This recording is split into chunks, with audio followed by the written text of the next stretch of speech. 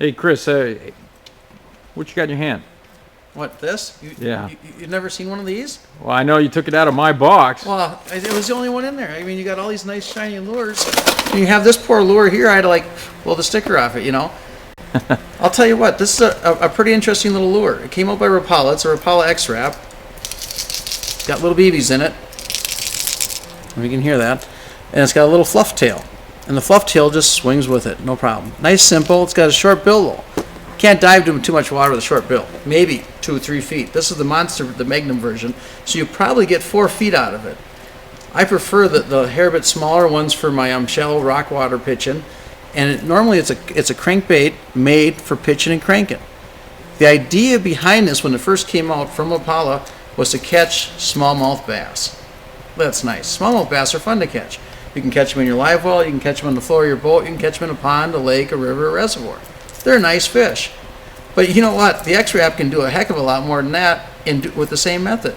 What you do is you find yourself a walleye area, Devil's Lake, North Dakota, for example.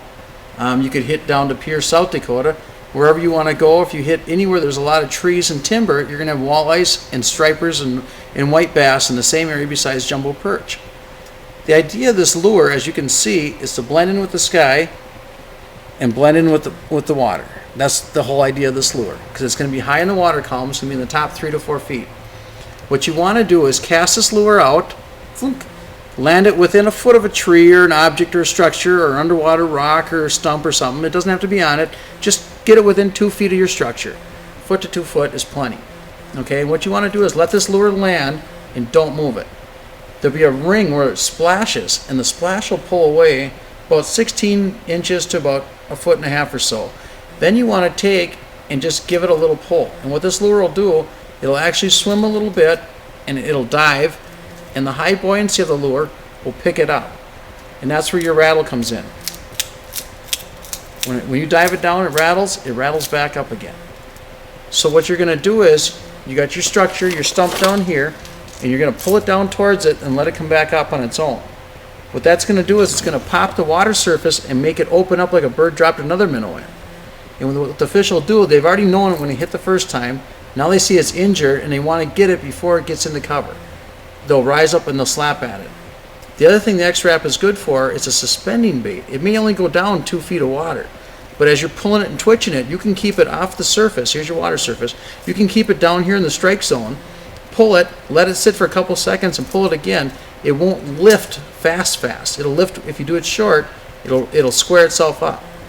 So if you're up on the surface, you tweak it, it runs down, it lifts up.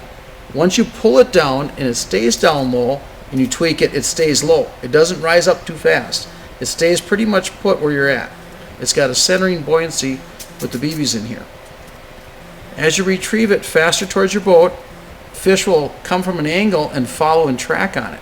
So what you want to do is before you pick it out of the water is give it a last couple jerks and let it just kind of hang there. And any fish following it will rise up and then they'll grab it if it's right near your object of the boat or near your object of a dock or something. They'll know where they're at and they'll grab at the lure if they're going to grab it. If they don't and they back down, just throw the lure where you think that they went to and do the same thing. Juke it back down, give it a few wiggles, let it rise, and juke it again.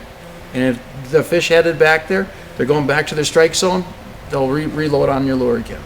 It's a great lure, and it's durable. It's got hard shells. It's been ran in salt water. I personally haven't. I just stayed in fresh water with it. But I've seen these things take tarpon. I've seen these things take some really big, ugly fish with teeth. They will hold up. They're indestructible. So get one on your rod and give it a cast.